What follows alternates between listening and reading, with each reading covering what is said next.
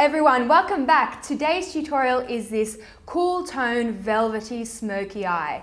To me, this is like the little black dress of makeup. You can glam it up, like I have done today, or you can tone it down and make it more understated. This suits all eye colors, all skin tones, and all ages. I think everyone can wear some variation of this look. I think it's a particularly good look if you're going to somewhere nice and you want to look glamorous, but not garish. It's a classic and it's been around forever. I hope you enjoyed the tutorial and let's get started. I'm going to start with the eyes today and do the base later because there might be a bit of fallout. I'm going to prime the eyes. This is Benefit Stay Don't Stray. This primer is tinted. I think that when you have veins or redness peeking out from a smoky eye, it can almost look as though you didn't blend properly, when in fact you labored for an hour. Okay, for my brows, I'm going to give myself a little bit more structure and length, but nothing too opaque or blocky because the eyes are going to be pretty full on, and I think that might be a bit OTT. Okay, for eyeshadow today, I'm going to be using the Stila Mind palette. I'm surprised at how much I like this. I don't know if I like it as much as the Visart Neutral palette. The jury is still out, but they're both up there. Two things that you'll notice about the classic smoky eye. Number one, the finish is mostly matte, and number two, the shades tend to lean on the cooler spectrum. So I'm going to be avoiding these sort of shades, the orangey warm shades, and instead going with these taupey grays and cooler browns. But before I start, I'm going to take some of this bone shade and run that from the crease to the brow. This is where I'll be doing the majority of my buffing and blending. If you struggle with eyeshadow blending, this is my number one tip. Put down a flesh-colored eyeshadow where you plan to create gradients. Okay, awesome. Next, I'm going to take a transition shade, picking with no real rhyme or reason here, just anything neutral that leans cool. And I'm running that just above the socket. Doesn't really matter if you get any product on the lid at this point, just build that haze. We are going to have a little change of pace. I'm taking a black kohl pencil. You want something with a soft and smudgy formula, and I'm going to roughly line the upper lash line and then smudge it out. Really aim to get that kohl into the root of the lashes. We want the most intensity at the lash bed. As you can probably tell, this is not a neat outcome and it doesn't need to be. We're going to cover it with shadow anyway.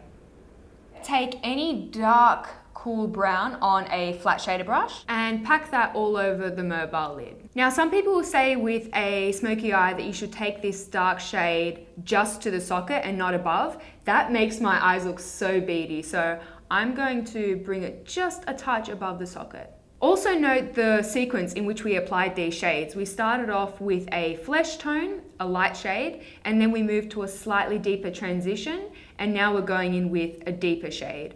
I find that this sequence is far more conducive to blending. If you went in with a black first, it would kind of be a nightmare. Okay, so I've got a bit of that deep brown just peeking out from the crease. I'm going to take my original blending brush and give that a light blend. I'm going to refine those edges just a little bit later on when I do my tweaking, but for now, let's take a black shade with our same packing brush and create a wedge shape that's thickest at the outer corner of the eye and tapers towards the lash line. Just going to push that into the length of the lash line too. Then taking a small brush, I'm just going to lightly blend the edges. If we take a large brush here, we might end up buffing away all the intensity, so I just want to hit those edges. I'm also going to take a little bit of this almost mauvey pinkened shade and run that around the edges just for some extra interest. At this point, I'll also make some tweaks to account for some asymmetry. I find that this eye is more deep set than this one, so if I add a little bit of extra dark brown just in that inner socket, it helps to make them look a little bit more balanced, but this is something that I would say don't stress about.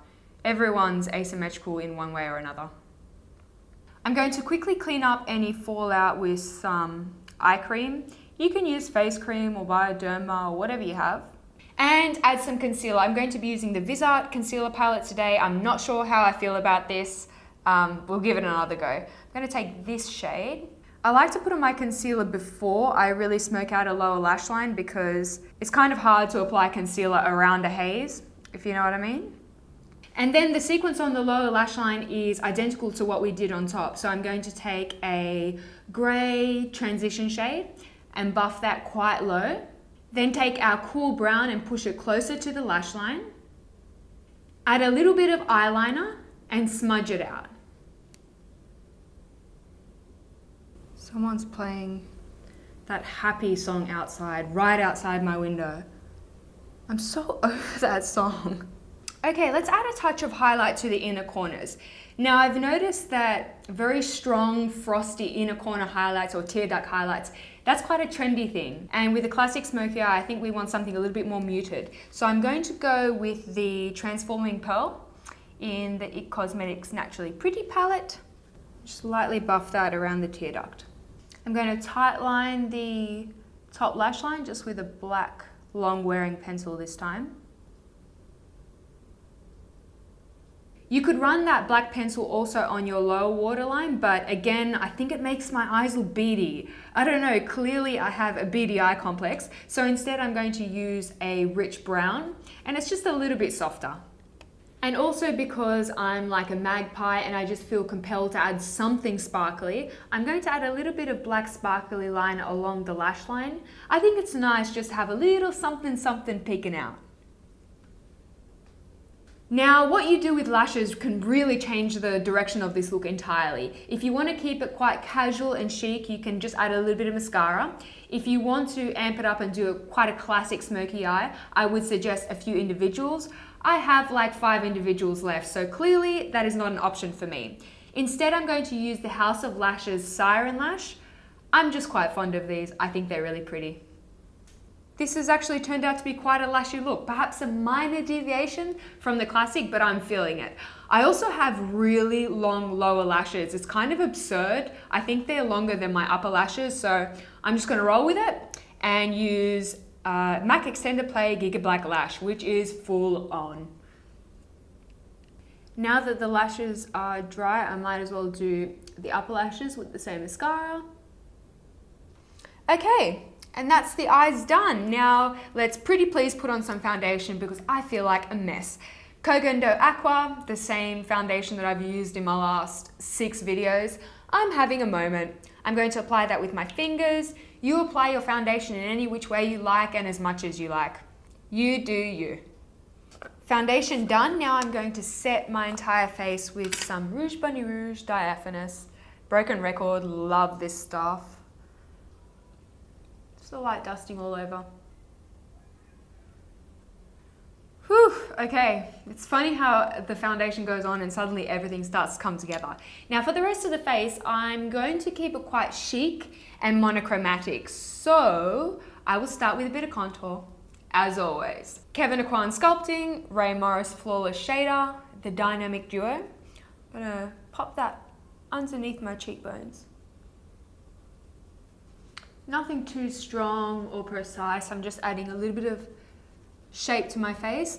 After the foundation goes on, I think it can look a little bit flat.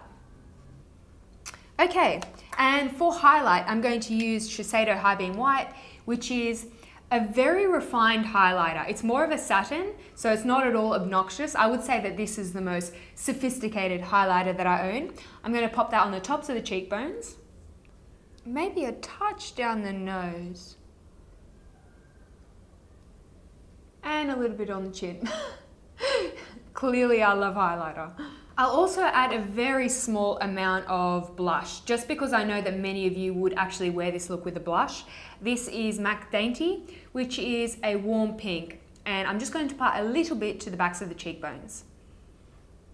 I don't know if the camera is picking that up, but it is very pretty. I quite like that blush. Now for lips, I want to do something that's predominantly nude, but not too blank nude, you know? So I'm gonna go in with Urban Decay Illegal Lip Liner, which is actually a great nude lip liner for someone that's a bit deeper than me, but for me, I find that it's a good defining lip liner. This pencil is actually a little bit blunt, which is not a bad thing in this case because it'll give me quite a diffused lip line. For lips, I'm going to go with a more traditional nude, and this is Tom Ford Nude Vanille. I'm not really sure how I feel about this, but every time I wear it, people give me loads of compliments, so we're just gonna roll with that. Okay, so that's the makeup finished, but I feel like you can't really see what's going on because my hair is in a top knot. So I'm going to go quickly curl it and I will be right back. I've gone ahead and put some big curls into my hair, which I think pairs really nicely with this makeup. I hope you guys enjoyed this tutorial. Thank you for watching as always. If you ever recreate one of my looks, make sure you hashtag me at shamelessfrippery so that I can like and comment and repost. I hope you all have a wonderful day and I will speak to you all very soon. Bye bye.